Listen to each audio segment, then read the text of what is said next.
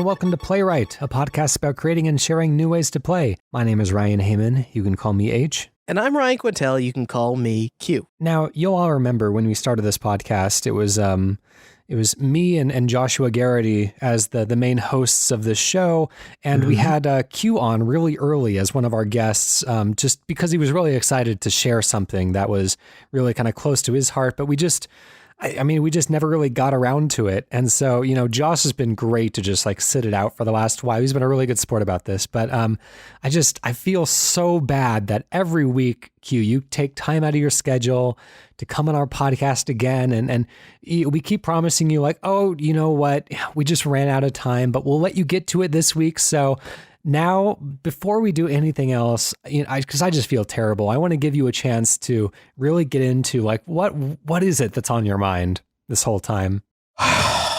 Okay. Have you heard of chemtrails? Those are the things that the planes leave behind. Is that right? Yes, man, that's right.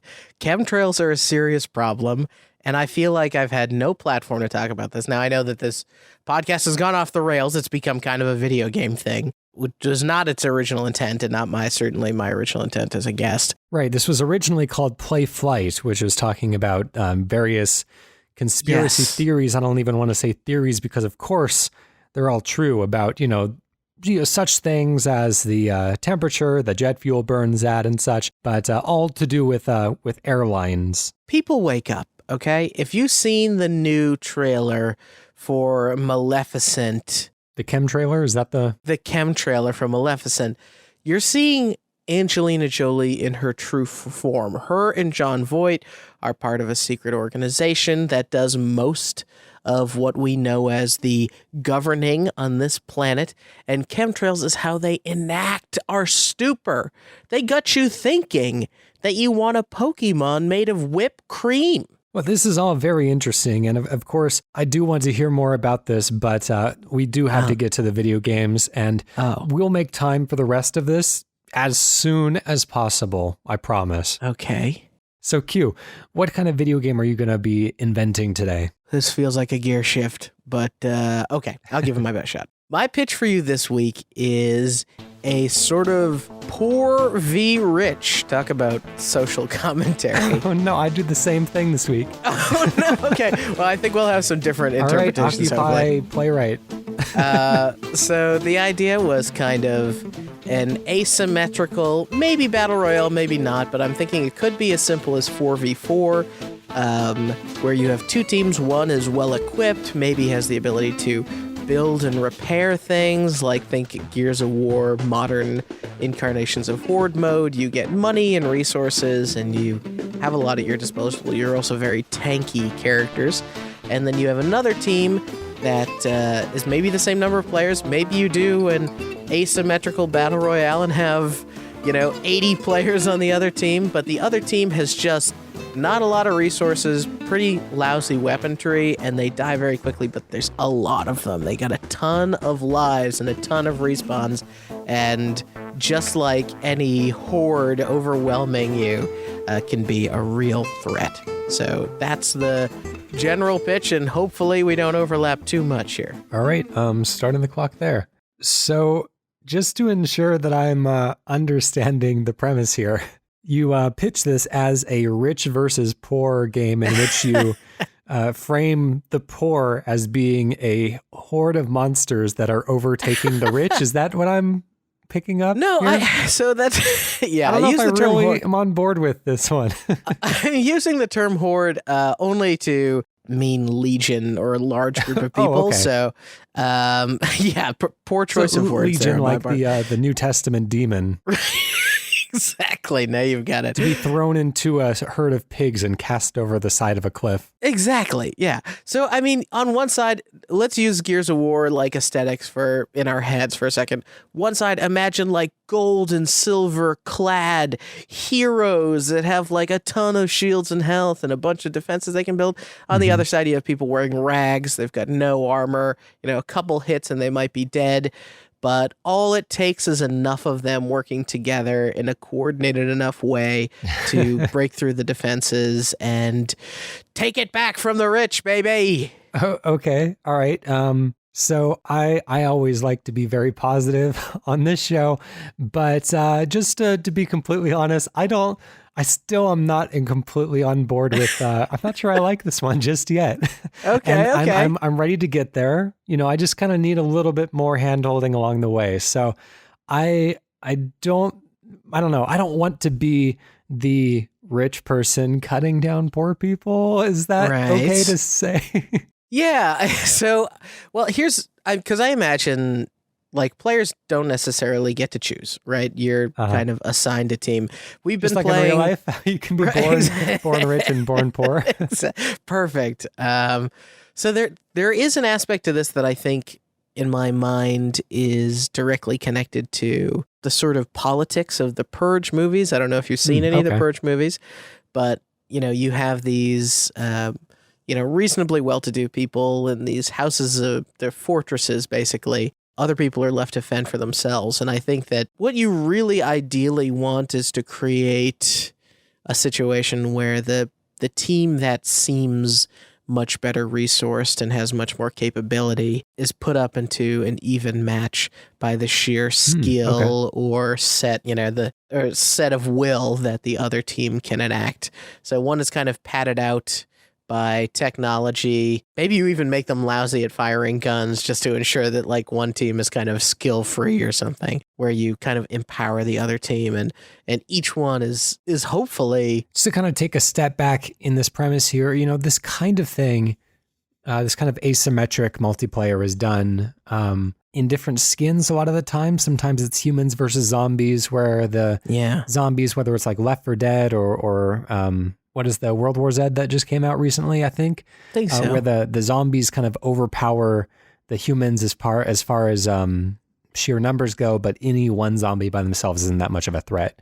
Or Days Gone, which we've seen recently. Also, just like Evolve, that game where it's 4 humans versus 1 giant monster, with the advantage being, in the favor of the monster. But so I think that with a little bit of like, I don't know, perhaps reframing, I think we can definitely get this to a place where, there'll be some stuff to work with here. And what you were saying earlier as a battle royale, maybe this could work in a way where it's like a battle royale character versus a Call of Duty character, where, they come fully equipped with their loadout from the beginning, but they have like a very shallow ceiling. Like there's not a lot of upgrading they can do when they're in the match.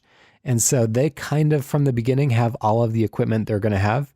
But the Battle Royale player or character is, dropped with fairly minimal supplies, but can always be upgrading. And so there's really like a much, much higher upper limit that it can get to, but you kind of have to play stealthy until you get to the point at which you can like seriously outclass one of the characters that kind of started good from the beginning. And then and I think that makes it a little, if they're both soldiers just operating under different modus operandi, then it's not so much of a call Ubisoft. We've gotten all the politics out of this thing. Class war type of thing. Maybe that's just us chickening out because of the politics. If you want to tackle it head on, then maybe we should just go for it, Yeah, I don't know. I mean, like, obviously this is painting with an incredibly broad brush, and there's a lot of nuance to, people who are both well-to-do and not well off. But the one thing that I think, if we just go back to gameplay for a second, one thing that I think could be interesting is give those Call of Duty-like players or maybe better than Call of Duty potentially is a Rainbow Six player. And so now this small group of people also have like drones and gadgets and the ability to reinforce and repair the structure that they're kind of maintaining. I guess it would be equally horrifying to not have them be in one particular position that everybody's trying to siege, but rather be kind of like high-level hunters dropped into the island, and now you're doing like literally a manhunt, and that could be kind of interesting as well. Yeah, kind of like a The Fugitive situation, where maybe there's just one player who's vastly under-equipped. Also, this kind of makes me think of like, you always have that that kind of thought experiment in your head where it's like, if one modern soldier was to be dropped in the middle of like a medieval war, would them and their one gun be able to take down all of the soldiers? And so, maybe it is like a future soldier versus an entire team of like modern day soldiers or soldiers from various points in history. I think there's a lot of cool ways to make kind of an unbalanced battlefield more interesting. You could also do things where like you have, let's say it's everybody's parachuting onto an island and like you're literally parachuting as the naked person right next to the person who's in like full tactical gear. They've got shields for days. Maybe they've got some future weapons or something. They can track people in the way that other people can't. Like the Predator. Tracked. Actually, this might be what the Predator game ends up being pretty soon here. Well, all right. So we've got something for the Predator team. But what I think could be really fun about that is now you're entering into a situation where you could almost treat it like one of those future dystopian Hunger Games sort of things where the people who survive the longest against the hunter or kill one of the hunters earns themselves like points or tokens to redeem to play as a hunter in one of the following matches. So like you're essentially dying your way to, or trying to survive your way to being the hunter.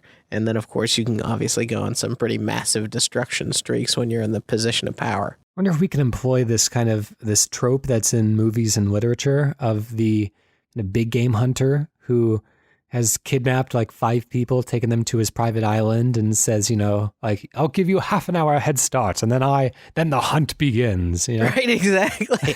Yeah. And so they're just trying to like, piece together whatever kinds of like spears they can make out of rocks and sticks and whatever to try to defend themselves or just hide for long enough that the hunter gives up, but using the island to their advantage, even though it's an unfamiliar ground for everyone involved. Oh man, now you could do something where one of the things that I think is interesting about like Apex Legends versus like a Fortnite or a PUBG is that you have heroes with abilities, right? So what if you could have your team of hunters is a team of characters with abilities and complementary classes, and they can communicate with each other, automatically via voice chat and all this stuff. And like they are systematically trying to like eradicate the people on this island. You could even, put it under the auspice of like they're infected or whatever. So we, whatever you need to do to make you feel good about it. But you can tell I'm very sort of blasé about the politics in this particular thing today. I don't know why. Yeah, but... no, we'll talk off mic about this. Yeah. So, I've got some feelings I got to work out. And so you can have them like able to communicate, able to share abilities and like have the tracker, have the person who can do AoE, have the person with the gadgets and have the like assault person. And it's them kind of versus the island of 100 people. And so like you have that feeling of first hunter dropping, second hunter drop. Like you can have that over the loudspeaker and stuff and like slowly introduce the main hunters to the island and really just ratchet up the tension for the existing players. But also the feeling, if you're one of the hunters, of one of the other hunters' radios going dead or static or whatever is very Hollywood. Could even be like a real tug of war situation where if each hunter drops onto the island at kind of different points during the match, and it's pretty easy for the horde to overpower one hunter by himself, and so the rest of the hunter's team isn't given information as to whether the hunter that dropped before is still alive or dead. And so when you're dropped onto the island initially, you have to kind of take it easy and try to scope things out, find where your partners are before the horde overtakes you. Once all of your people are in place, then obviously you can outgun the opponent's team. I think it could be cool too if hunters could heal each other and help each other, and there's a lot of like co-op mechanics to being the hunter, and maybe there is no traditional. If you don't have like the ever shrinking map, and maybe you do still have that, but you don't have to do like bandages for the rest of the 100 people, right? Because so many of those games are about people surviving to the very end and still being reasonably robust in their combat abilities. I think you probably could balance it such that only the hunters can really help each other and everybody else is really, you're not targeting each other anymore, right? So there's a lot more focus as to where the damage is going to be pointed. All right, well, I'm going to have to call time on this one. Let's see what kind of name we can give it. There's the in those movies and books that I was talking about earlier, there's that phrase that keeps coming up, what is it? Man is the deadliest game or something like that, or the most dangerous game. But if a game was called the most dangerous game, I feel like that would be kind of intriguing on its own. Yeah, if it's not already taken, I think the most dangerous game is a fun name that does feel a little bit like already a battle royale or a player unknown's battlegrounds sort of scenario. Of course, I kind of gave you a bit of a razzing back there, but that's what we're here to do. We're here to discover, and we're here to sometimes just say no. And that's Let's okay. get into it. I'm ready. Pitches can completely change along the way, and that's what makes it fun. Well, anyways, I'm going to go now, continuing the rich v poor type of gameplay action here. But maybe you'll see what side I take in this. So one of the mechanics that I enjoy a lot in video games that I don't get to do that often actually is pickpocketing. And I love it in like Skyrim and Oblivion, and I love how like janky it is in those games as well, where it's like, you can look into somebody's pocket and see exactly what they're holding, and that's fine. But as soon as you try to take something, that's when they get all weird about it. Nobody, like if somebody came to me on the street and was just like opening my pocket and rifling through my stuff, I'd just be like, at this point, you've already gone too far. I'm not going to wait for you to try to take something. But anyways, I don't see pickpocketing used enough. And so another game I've been playing recently, I've been playing a lot of Assassin's Creed Odyssey. And, for its, for the ups and the downs of that game, I'm really enjoying just kind of being in this big world that feels, huge, and people are just kind of going about their lives, and I can kind of interfere with the social structure of things by taking out leaders and various kind of elites in the cult and in the military and the government. So I was thinking about like, how about a game like Assassin's Creed set in a modern setting, perhaps, in which you pickpocket as your primary action from rich people and redistribute the wealth to the poor. So that leaves a lot of room open. It's not a finished idea necessarily. There's lots of room to expand, so I'm going to start that there and see where we take it. So I'm killing rich people and you're killing their wallets. Well, you're not killing. Oh, I see.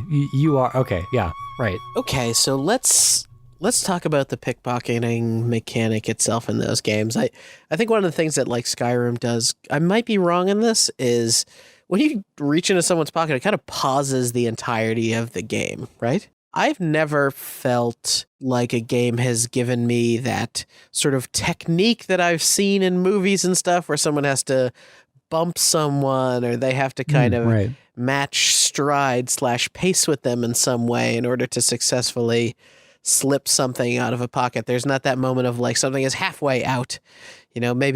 Maybe there's some way to create that mechanically, or is that interesting to you at all? I feel like I've seen two versions of pickpocketing in video games. One is Skyrim, where it pauses everything, and then everything within the pocket has kind of a percentage chance attached to it, whether the pickpocket is going to be successful, which I kind of take back to kind of like JRPG logic, where you understand that like any one hit can either like kill something or completely miss.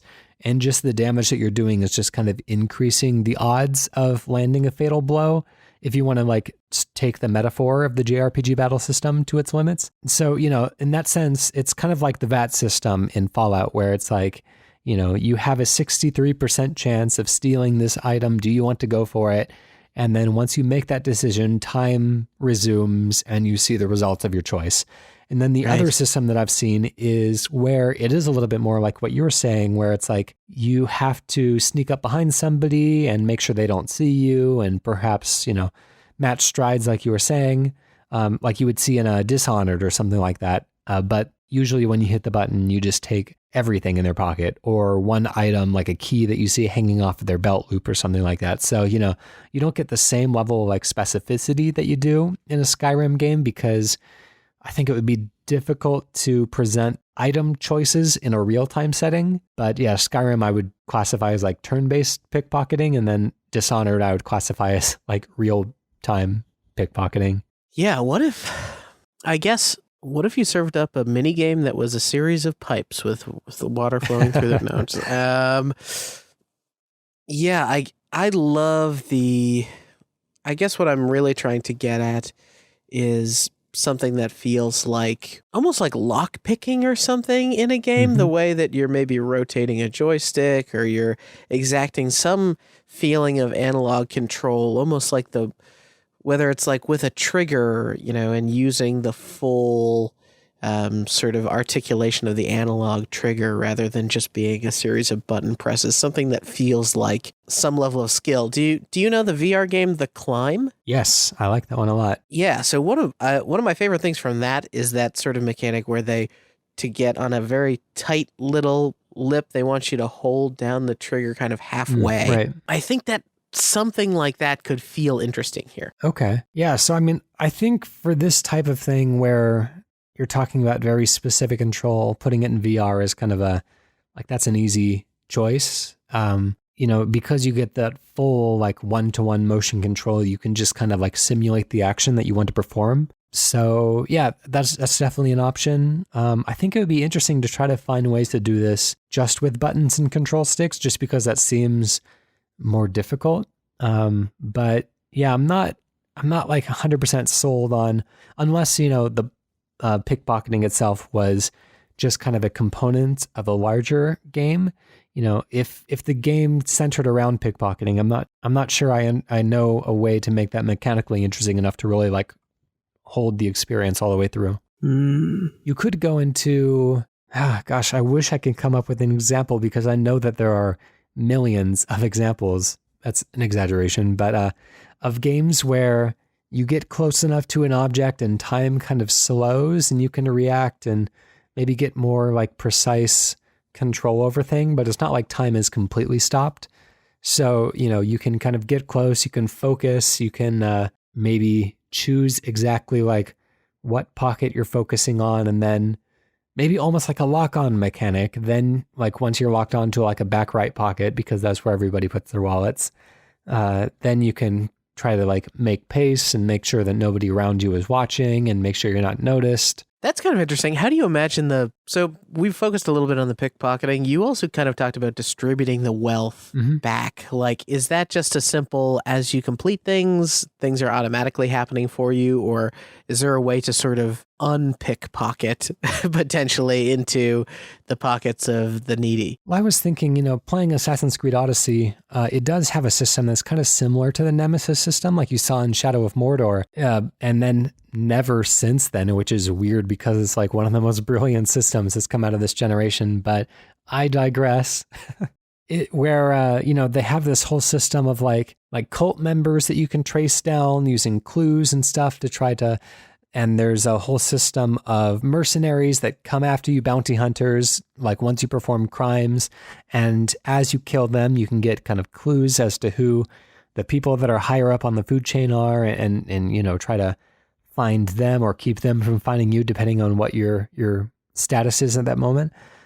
So I think a system where there are, like you would think in the Nemesis system, like in Shadow of Mordor, where any person that you see on the street has an identity and could potentially become kind of a mover and shaker. And so it's up to you to kind of understand the world around you enough, whether it's through RPG style quests or just kind of observing people or just taking a chance on random people, giving them money and then kind of seeing what they do with it, seeing how it affects the social structure of the people in their neighborhood. And, as you invest in particular people, they become, I guess, the equivalent of warlords in Shadow of Mordor. It would just be prominent figures within the community, and they could either become, positive influences on the community, or they can become really negative influences. I don't know. That's kind of interesting, because now what if you're also dealing with a political system and the goal is to sort of replace the rich, stodgy, corrupt people systematically with people who represent the interests of the actual common folk? Yeah, and trying to make sure that people remain honest all the way up the ladder. I don't know exactly how that can be shaped, but this idea that a lot of people say, if you had as much money as some of these people have, you would become corrupt as well. So maybe there is something to like having to make sure that they don't just become the same like rich assholes that you've been deposing the entire time. That's kind of interesting. You could do so. I mean, if you had a sort of watchdogs like sense of government or news or like media happening in the background of this whole thing, you could get reports and see like how people are voting and like check on voting records and go, interrogate people who you've potentially installed and like get them to do favors for you. So you could really do like what if the point of Assassin's Creed was to affect political will more than it was to, assassinate? Yeah, that's interesting. So you're almost playing like The Godfather, the game, where, you're kind of overseeing a community, and there's this the kind of romantic figure of the mafia head is one of, instead of bullying the community around, which is usually what gangs and mafias turn into, there's this idea that, there's this person that is there to protect the community and is there to, speak in the best interests of the people when the politics and the police don't necessarily. Thinking about how to expand on this, or maybe the expansion's done. I would also like to see something where you are able to fundraise for people who you think are potential, allies, and how you deal with the betrayal of people. Like maybe then you do get the full Assassin's Creed, like I'm going to take this person out. And so you can steal, you can give, and donate, but then you also have to, deal with people who aren't going along with what you want, and you can potentially also nudge people in those directions. Yeah. All right. Well, that's all the time we have on that one. Let's close it down and come up with a name. To go back to the Occupy Wall Street type of thing, maybe something like Occupy All Streets. I don't know if it necessarily... Occupy All Streets. Oh my goodness. I guess sure is my quick answer there. I don't know. Yeah, why not? All right, cool. Well, yeah, just, I don't know, that's kind of a cute title. I don't mind. Let's go over to the community and see what y'all have for us this week. This one comes from Jimproviser, who we've heard from before, who says, Metroidvania, stay with me, but really embracing the multiverse theory. The game starts out simple enough until your character faces a game-altering choice. Rather than making the choice, you now have the ability to swap between dimensions where your character made the other choice. This will continue to grow as choices are made within these dimensions, and it would create new ones. Power-ups may only exist in one dimension, but need to be used in others. This way, rather than heaps of interconnected spaces, it could be one space that grows as choices are made. You could also have only a couple of NPCs, but as the choices expand, each version of them changes drastically. All right, very interesting, starting the clock. I do like the idea of taking the ever-growing maps as we, have more technology behind these Metroidvanias and condensing them down to a space with multiple layers. For whatever reason in my head, mechanically, I started thinking about, as you were reading this and describing it, what if, the two bumper buttons on a controller or the R and L buttons could toggle between, as many universes, as many multiverses as you could possibly think of. Maybe there's 30 at any given point or something. This actually reminds me a lot of one of our pitches from very, very, very early in the run called Colorless the Chameleon, which is a 3D platformer that we pitched in which a chameleon who lived in a world of like silent film cartoons, like old Mickey Mouse cartoons, gained the ability to kind of cross over into other genres of television. And the premise was that it was all just like one big open world, this whole platformery stage, but instead of going into different worlds, you would change the channel to other genres, and that would like affect the physical properties of the things around you. And so I do like this. I think this grounds it really well in a really understandable way, in a way that it would be really easy to kind of keep track of how the generations differ from one another because you played a part in shaping what each of them look like. thing that I am a bit worried about is that like once we get like maybe more than 4 of these different dimensions, I don't know how to like communicate which one is which necessarily. Like, you know, in Like which one's canonical? well, in another game to reference called Quantum Conundrum that is made by one of Portal's designers, and it's another kind of first-person puzzle type of game. But the premise in that one is that you can change the materials that everything around you is made out of. So there was a fluffy dimension, there was a heavy dimension, there was, I don't remember exactly, there was a dimension where everything was like really light or really bouncy or something like that. But it's really easy to kind of like visually communicate, okay, now I'm in the heavy dimension. I can expect things to go in this way. You know, I don't know how to communicate unless one choice made very early in the game flooded the entire world, and now that's the water dimension. But that doesn't really feel like it gets to the heart of what Jimproviser is suggesting here. One of the things that I liked about the most recent animated Spider-Man movie, Into the Spider-Verse, right, where Spider-Man seems to be like the canonical reference point for, I'm saying canonical a lot, this canonical reference point for multiverses these days. And one thing that could be really cool is using, I think in Colorless, right, you were bringing color to a world, or you were traveling between these dimensions to sort of colorize or going into colors or something. What if you could play with wildly different aesthetics, right? The same way that we had the game The Messenger come out recently that was very 8 and 16-bit oriented. What if you could toggle between almost like types of game in a very small contained space? And you're like, okay, no, to solve this puzzle, I'm going to need RPG mechanics and turn-based controls. And to solve another puzzle, I'm going to need... that's interesting. You know, an action game's move set, but really the map is relatively controlled and the same, but you've rendered it in almost an, you know, even more than near automata amount of ways. I'm really into that, actually, where you have a Metroidvania map, like a Hollow Knight or a Super Metroid or something like that. And then as you progress, you can gain other genres of video games. And so you can turn it into a Doom-like first-person shooter, and you can see, you know, parts of the stage that you couldn't see before because it was in 2D previously.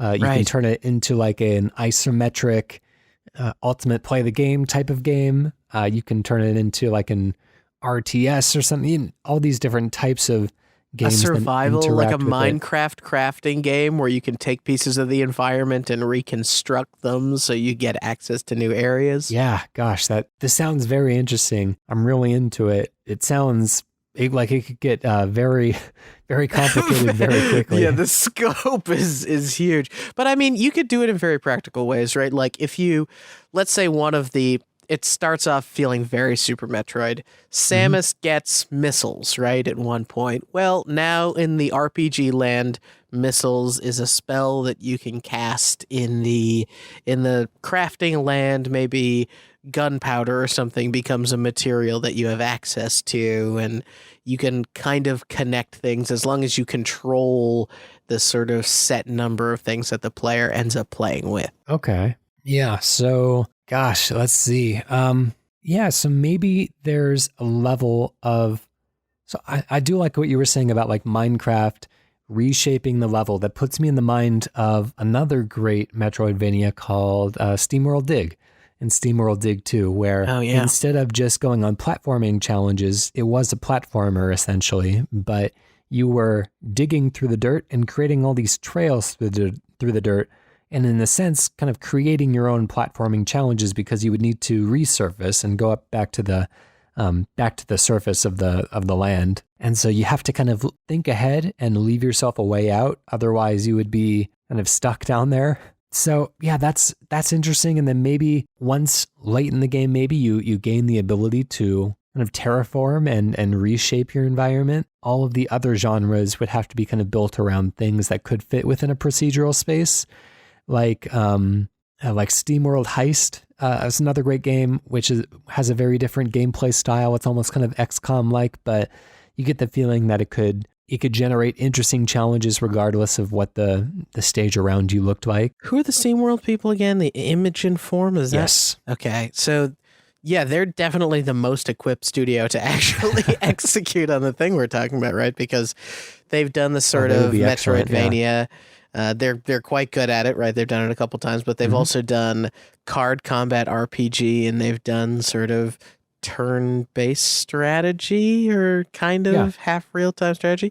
So I think that they're playing with enough things that, we're talking about wildly different rendering styles. Potentially you just kind of pare that down into all of a similar style, but meaningfully different gameplay mechanics so that you can solve different things by thinking about, okay, what gameplay system maps to solving the puzzle as much as what sort of tools do I have access to that solve the puzzle. And it would be kind of interesting if, as you encounter an enemy, if you do it in the isometric view, then you kind of go into a Chrono Trigger random encounter versus if you hit them in a side-on view, then you need to just kind of like take them out with your sword like you would in Symphony of the Night. Yeah, that's cool.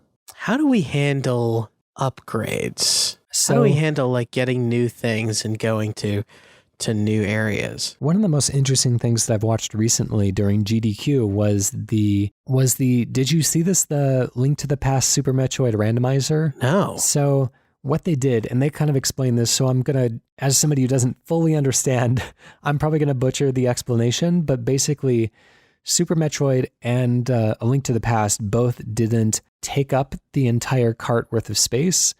And from the way they described it, it sounded like the way that like items were stored in the memory of both games, they almost kind of like took up the opposite ends of the cart. And so, without much retooling, just using kind of the types of like randomizer software that already exist, that already kind of randomizes the location of key items in the Zelda and the Super Metroid games respectively. Like, you have any treasure chest could spawn any item or just 1 rupee or whatever, every treasure chest had just had its content shuffled throughout the Zelda game.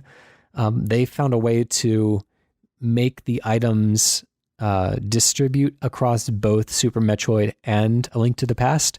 So you'd have to be playing through both games kind of simultaneously. You'd be switching back and forth between Metroid and Zelda.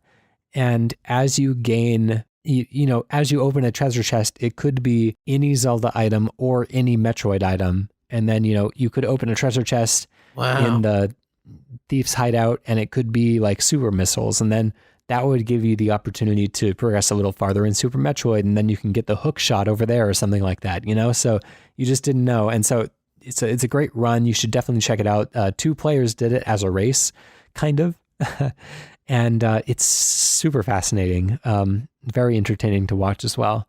But yeah, there's, I guess you could do something like that where not every upgrade could be used in every style, but it's not necessarily like you wouldn't get that style's upgrades in that pathway necessarily. You could also do something. So I love the idea of maybe each verse having a different currency to it. And different currencies being worth different amounts of money in each one. So maybe there's like you do the Link Between Worlds or the I think it's the Link Between Worlds like store essentially, where there's items you can buy them. I even like one of these potential verses that you can go into, universes you go into where it's heavily focused on like having conversations with people. So you get mechanics like you can talk the shop owner down for like a permanent discount across the other universes or something. But if you do a centralized vendor accepts multiple currencies, and then you can kind of learn what at different times, maybe different versions of the vendor are looking for different currencies or they're finding different ones valuable. Yeah. Well, we are over time already, so we'll have to close that one down. I would say if there's any precedent for doing this, this would be worth revisiting again because there's a lot here, and I feel like we were just barely able to scratch the surface. But I don't think that's usually how we roll. But I mean, we are low on pitches right now, so we might have to get creative. We might. I'll do week 2 on this guy. Well, we'll see. Not going to make any promises right now, but super interesting idea. And of course, as always, we are throwing it back out to the community. If there's something that you would like to see done with this idea, then give us an email. We'd love to read a follow-up on this one or any other that we've done before. But anyways, if you would like to submit a video game idea of your very own, you can do so by going to playwrightcast.com/pitch. You can email us playwrightcast@gmail.com, or you can tweet us at playwrightcast. Special thank you to PROTODOME for the use of our theme song, Hello World, off the album Blue Noise. And hey, what I'm going to pitch this week, go check out, of course, as always, the other shows on the Kane and Rince Network. But I spent some time over the past couple of days listening to some history of video game music mixes here by Mr. Hamann himself. That page is right on. You can get to it from the navigation on our site. Go listen to those if you really love video game music. You can download those MP3s. It's all there. It's very cool, and it's in a very ambitious project. I was joking with you today about I don't know how you're going to do pre-1980 video game music. Yeah, it's going to be rough. Just a series of bleeps. You know, I believe it, that it was real, whatever ends up in there. So that does it for that, I think that's all the stuff. Of course, those mixes always debut on Sound of Play. We've got another one debuting next week. As of listening to this, I believe that's right. Yes, next Wednesday will be another one. And just yesterday, we put out an excellent interview with Mr. Grant Kirkhope on Sound of Play. We teased it. Y'all didn't believe me. Yeah, great composer. A real pleasure to talk to. It's me and Darren talking to him. Of course, Darren being the biggest Rare fanboy that you've ever met. And so, you know, he's beside himself in that one. It's a really fun show. If you haven't already, then do check out the Sound of Play feed. That one's a real treat. And of course, more history of video game music next week, along with the rest of the great shows on Kane and Rince and Sasha's Factory. So yeah, good stuff all around, I would say. It's a good time to love games. That's right. Well, to take us out of the show, Q, why don't you come up with a mini pitch to take us out? I want a Star Wars junkyard simulator where you are making new tech and crafts out of existing beat up old crafts and things from all across the far, far away galaxy, and maybe trying to turn a profit in the process. All right. Pit droids too. I like it. See you next week. Bye.